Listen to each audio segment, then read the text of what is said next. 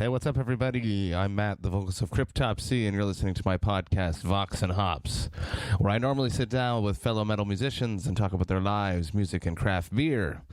But on every Tuesday, I have my Vox and Hops Brewer Talks. Don't forget, October 26th at Turbo House in Montreal, I will be having the 1-year anniversary party for Vox and Hops. I have invited all the past guests of the Vox and Hops podcast, the Vox and Hops alumni, to come out and celebrate with me and all of you Vox and Hops heads the 1-year anniversary of the podcast. For the event, I went and brewed a collaborative brew alongside the great people of Microbrasserie Le Fermentor. We brewed a New England IPA that we called the Highway the Hops. I will also be conducting the very first live Vox and Hops interview that night with a very, very special guest. I'm very excited to announce this guest. I shall be announcing it next week. Get ready. You're going to be shocked. It's amazing. It's someone that I've always wanted to have on the podcast, and I'm super excited to finally interview them. I am also selling the very first Vox and Hops branded glassware. It is a beautiful 9-ounce tasting glass, the exact type of beer glass that I use when I'm at home drinking craft beer, with a black Vox and Hops logo on it. I'm so excited to get them so that I can start posting some pictures so that you guys can see what to expect. A nice little 9-ounce tasting glass. It's going to be awesome. All of this information and tickets are available in the description of this podcast. With your purchase of the ticket, you get admittance into the party, you get the 9-ounce Vox and Hops branded glassware, and you get a free tasting of the Highway to Hops. Don't miss it. It's going to be a great night. I'm super excited for it. Today on Vox and Hops Brewer Talks number 5, I'm with Tatiana Fulton from Overhop Canada. I warn you, what you are about to hear is very disturbing indeed. Hey, what's up, everybody? Today I'm with Tatiana Fulton from Overhop Brewing, and we are at Bières et Saveurs in Chambly. How are you doing? How is this going? Hi, how are you doing? I'm good. I love it. I love everything about Overhop. I went down the list of all the brewers that were going to be here, the breweries that were going to be here, and I only picked people that I was interested in and that I actually buy. And I honestly still buy the Hopman can very, very frequently. I love it. Oh, thank you so much. We're super excited to be at Chambly. It's actually our first year in the festival. And we are super happy to be here this year. Hopefully going to be here every year from now on. And it's been great so far. The response, the feedback from everybody has been great. We've been super busy. Let's talk about the trip that Overhop has been on. I know that you guys are from Brazil. Why did you come to Canada to make beer and distribute it? To be honest, at the beginning, I came to Canada for personal reasons. I just was looking for better opportunities of safer life. As you know, in Brazil, the economy is a little bit crazy. It's not the safest place in the world, so it was just for personal reasons. And then the beer came right after with Patricia and Rick. They're my business partners. We've been friends for 18 years. Wow. She was like a family business here in Canada. She was always doing beer before, though. Yeah, they were doing the beer in Brazil, and they had plans to move to Canada because of personal reasons as well, safety mostly. Also, they have 3 kids, so better place to raise their kids. And yeah, so we decided to start the brewery together here in Canada, and it's been great since then. It's been a huge adventure. You guys are like in a special place because you guys get to take advantage of the Ontarian market and the Quebec market, whereas most of these breweries don't actually have that, because you guys are nomad brewers that brew here in Quebec through a schlag, and Ontario you guys brew through? Right now we are changing. We brewed a lot with Common Good Brewing. Right now we did a batch at Calabogie Brewing. And we've been gypsy in Ontario. We don't have a fixed place yet. Okay. We are looking for a place to consolidate. Like here we have our schlag, but we don't have it yet. We are working on it. How stressful is that? Like trying to find a place to brew your batches all the time to... It is very stressful because you have to explain the recipe. It's like for a New England IPA, there are many specifications. We are very picky about the water profile and everything that is related to the beer to make sure that it's going to come perfect. So we have to adapt according to each equipment. The first time is never the perfect one, so it is stressful. It is kind of tiring. That's why I wanted to have a place. When you got into this craft beer world through Patty, were you a craft beer enthusiast? I was, yeah. I already drank beer. I loved it just for hobby. but I didn't know much about brewing itself. And then I started learning with them. Now we brew together. We brew at their place. Patricia and I sometimes we brew together our that's so recipes cool. or something new.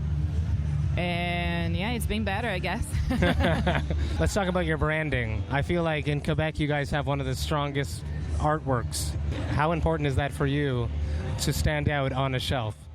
I think for us it's really important not only to stand out on the shelf, but also to show how much you care about a product. It's not just the quality of the beer that you're brewing, but also everything that is related to the process. So it's the logo, it's the quality of the can, it's how you're going to do your kiosk, how you're going to do your banner, how you're going to prepare your t-shirts and your glassware, and it's everything related to your product at the end, right?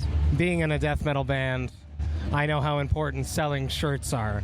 So I totally agree, and I honestly, you guys I think are one of the only breweries that I'm not disappointed with your merch, because it should be big prints, it should look good, the artwork should be original, and you guys are totally doing that. Yeah, it's definitely not discreet, but it's great. People love it. I love it. Yeah. Where do you think the Quebec beer scene is going? What is the next big beer style, in your opinion? Well, right now, what many breweries are saying is that the next beer style is going to be lagers. But to be honest, I still think there is a lot of space for the IPAs to grow. There are so many new experiences that we can do still in the IPA style that I think this is going to, personally, I think that it's going to continue as a trend. There is a lot to grow. You gave me a beautiful, beautiful beer. The color of this is unbelievable. It's beautiful, hazy, a bunch of sediment going on there. What is this? This is our Sour Juicy IPA with Passionfruit. Nice. We did a special edition with as a collab with a brewery in the U.S. that is called Mason's Brewing. It's in Maine. So the cans were sold out in 2 weeks, and now we just have some kegs available for the festivals. I'm excited. That's why I didn't taste it. That's why I didn't know it. Cheers. Cheers. It smells juicy and delicious. Lots of passion fruit in it. Oh my God, yeah. This is awesome. Yeah, not too sour.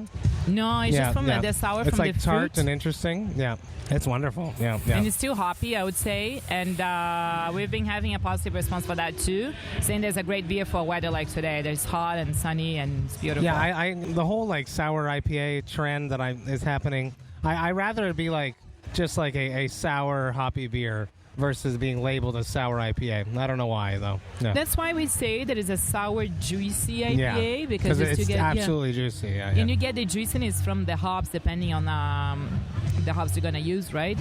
So we launched one that is a very similar recipe to this one, but without the fruit. So it's just a sour juicy IPA that's called Turbulence.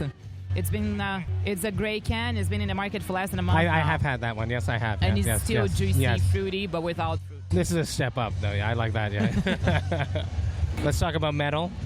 Normally, I ask this question, and I say, because I interview metal people, and I say, "Do you like craft beer?" But I know you do, so I have to say, "Do you like metal?" I do. I'm not very familiar with all the metal, being from Rio. I'm a typical carioca, and I love my samba music. But if I have to say metal, I would choose System of a Down is the one that I really like. I definitely listened to a lot of them growing up. Yeah. They need a new album. We'll see how it goes. Okay. It's going to come out soon, yeah. And Sepultura is also very famous in Brazil. They are the biggest Brazilian band. Very up there popular. with my boys in Crisian, another death metal Brazilian band. And Nervosa, an all-female Brazilian metal band. Oh, really? Who I have played with before. I'm cheers gonna to all look you into guys. that. Yeah, they're awesome. Yeah. I'm coming to Latin America. What breweries should I be looking for?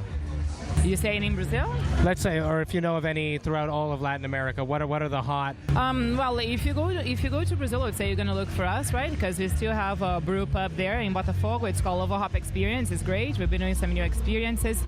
Right beside, there is one of the biggest one that is called Ocus Pocus. They do great beer as well. There is another one that's called Suburbana.